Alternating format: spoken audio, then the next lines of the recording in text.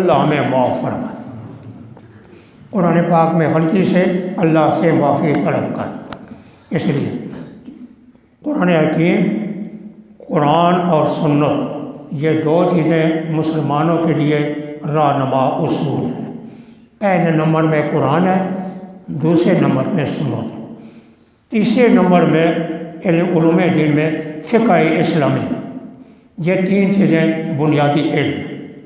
قرآن کو سمجھنا، قرآن کی آیت کا مفہوم کو جاننا، یہ خاص طور پر یہ بہت زیادہ ضروری ہے۔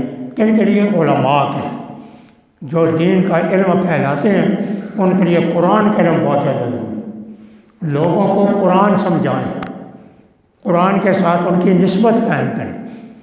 کہتے ہیں ایک بزرگ کہ پہلی امت کی اصلاح جس چیز کے ساتھ ہوئی، پچھلی امت کی اصلاح بھی اسی کے ساتھ ہوگی۔ پہلی امت صحابہ کرام ہیں، ان کی اصلاح قرآن کے ساتھ ہوگی، تو ہماری اصلاح بھی بنیادی طور پر قرآن کے ساتھ، اور سنت وہ قرآن پاک کی تفسیر ہو۔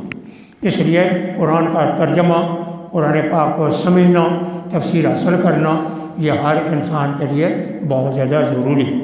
یہ ہماری آپ طلباء ہیں، علماء ہیں، اس لیے قرآن پہلا حصہ قرآن کا زیادہ مشکل ہے۔ اس میں بہت سے مسائل، ان تمام مسائل کو تفصیل بھی جان سمجھو اور اجمال بھی سمجھو، کیونکہ پڑھانے میں اجمال ہوتا ہے، تفصیل نہیں آ سکتی۔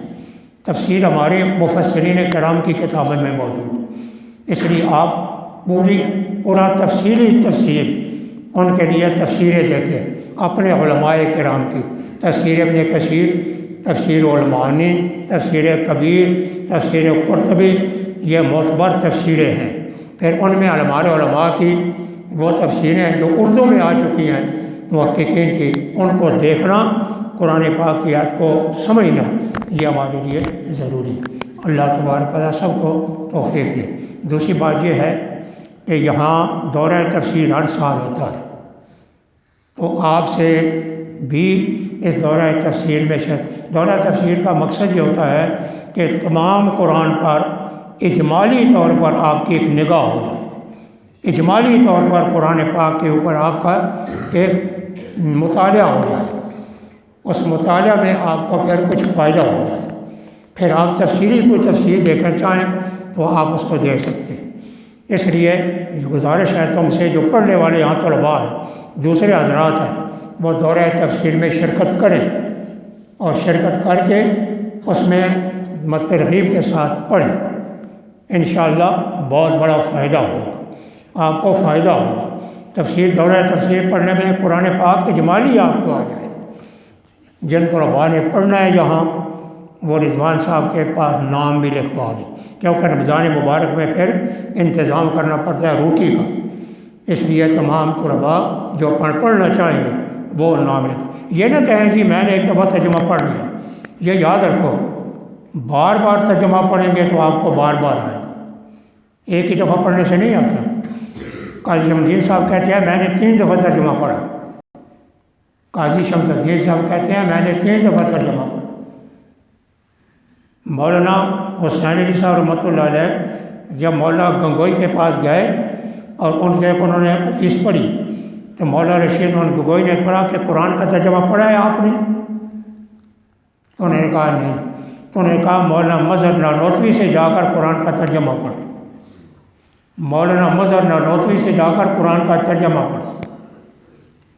مولوی محمد طاہر صاحب پنجپیر والے، مولانا وسلی صاحب رحمۃ اللہ علیہ کے پاس حدیث پڑھی، حدیث پڑھنے کے لیے گئے تو مولانا وسلی صاحب کہتے ہیں ان کو کہ تم میرے پاس حدیث نہ پڑھو، پہلے جاؤ مولوی نصیر الدین صاحب کے پاس، مولوی نصیر الدین صاحب تمہیں حدیث کا ترجمہ پڑھائیں گے، تفسیر نہیں پڑھائیں گے، حدیث کا صرف ترجمہ پڑھائیں گے۔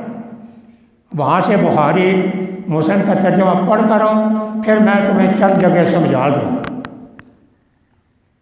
پھر مولانا محمد طاہر صاحب نے یہاں ترجمہ پڑھا، پھر انہوں نے کچھ اجمالی طور پر تعلیمات حدیث میں جو باتیں تھیں حضرت مولانا سید کی اپنی مختارات، وہ ان کو سمجھا۔ بار بار پڑھنے سے کوئی فرق نہیں پڑتا۔ مولانا زکریا صاحب نے 2 دفعہ ترجمہ پڑھا، دورہ تفسیر پڑھا۔ ہمارے حضرت مولانا ادریس صاحب رحمۃ اللہ علیہ نے ایک دورہ مولانا خلیل احمد صاحب رحمۃ اللہ علیہ سے پڑھا اور ایک دفعہ دورہ حدیث حضرت شاہ صاحب سے پڑھا۔ مولانا حامد رضا بجلوری حضرت مولانا انور شاہ صاحب کے داماد ہیں، انہوں نے انوار الباری شرح کی، انہوں نے 3 دفعہ دورہ پڑھا، شاہ صاحب کے دورے میں 3 دفعہ شرکت کی، 3 دفعہ دورہ حدیث انہوں نے پڑھا۔ اس لیے آپ حضرات بھی نہ سمجھے یہ قرآن آسان ہے، بار بار پڑھنے سے علم میں رویت پیدا ہو جاتی ہے، اس لیے دورہ تفسیر پڑھیں تو انشاءاللہ آپ کو بڑا فائدہ ہوگا۔ جو پڑھنا چاہیں وہ رضوان صاحب کے نام لکھا دیں تاکہ روٹی کا انتظام ہے۔ اب تمام حضرات دعا فرمائیں۔ اللہم صلی علی محمد وعلی آل محمد کما صلیت علی ابراہیم وعلی آل ابراہیم انک حمید مجید۔ ربنا آتنا فی الدنیا حسنہ وفی الآخرۃ حسنہ وقنا عذاب النار۔ اللہ ہم سب کو دنیا اور آخرت کی تمام بلائیاں نصیب فرما، جہنم کے عذاب سے محفوظ فرما اور قبر کے عذاب سے محفوظ فرما۔ ہم نے قرآن پاک کی تفسیر جو تیری کلام ہے، اگر اس میں کوتاہی ہے تو ہمیں معاف فرما دی، بیان کرنے میں کوتاہی ہے، عظمت میں کوئی فرق آیا ہے تو ہمیں معاف فرما دی، اور یا اللہ اس قرآن کے مطابق جو سامنے پڑھا ہے ہمیں عمل کرنے کی توفیق عطا فرما۔ جن لوگوں نے قرآن کی حفاظت کی، جس شکل میں بھی کی، سب کی تو مغفرت فرما۔ ہمارے تمام اساتذہ کراموں، محدثین کراموں، اللہ کے رسول کے بعد صحابہ کراموں، جن لوگوں نے قرآن حکیم کے ساتھ وابستگی اختیار کی، قرآن کو آگے پھیلایا، قرآن پاک کی تفسیر کو پھیلایا، ان سب کی عالم برزخ میں آسانیاں کر، اور اللہ تعالی ہمیں اپنے اسلاف کے مطابق عقائد اور نظریات رکھنے کی توفیق عطا فرما، اور گمراہی کے راستوں سے ہمیں محفوظ فرما، نئے راستوں سے اللہ ہمیں محفوظ فرما۔ اللہ تبارک و تعالی تمام گمراہی کے راستوں سے پوری امت مسلمہ کو اللہ تعالیٰ بچنے کی توفیق عطا فرمائے۔ جن اساتذہ کرام سے ہم نے اکتساب علم تفسیر کیا ہے، اللہ تعالیٰ ان سب کی مغفرت فرمائے۔ اس ادارے میں مولانا محمد صابر صاحب، مولانا عبدالسلام صاحب رحمۃ اللہ علیہ نے خدمت کی، اللہ تعالیٰ ان کی بھی عالم برزخ میں آسانی عطا فرمائے۔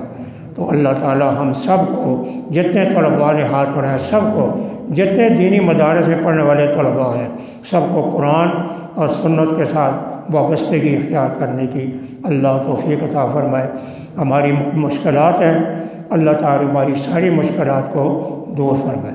اور چند موسیٰ فرماتے ہیں کچھ مشکلات میری گرونی ہے، اللہ تعالیٰ ان کے لیے آسانی پیدا فرمائے۔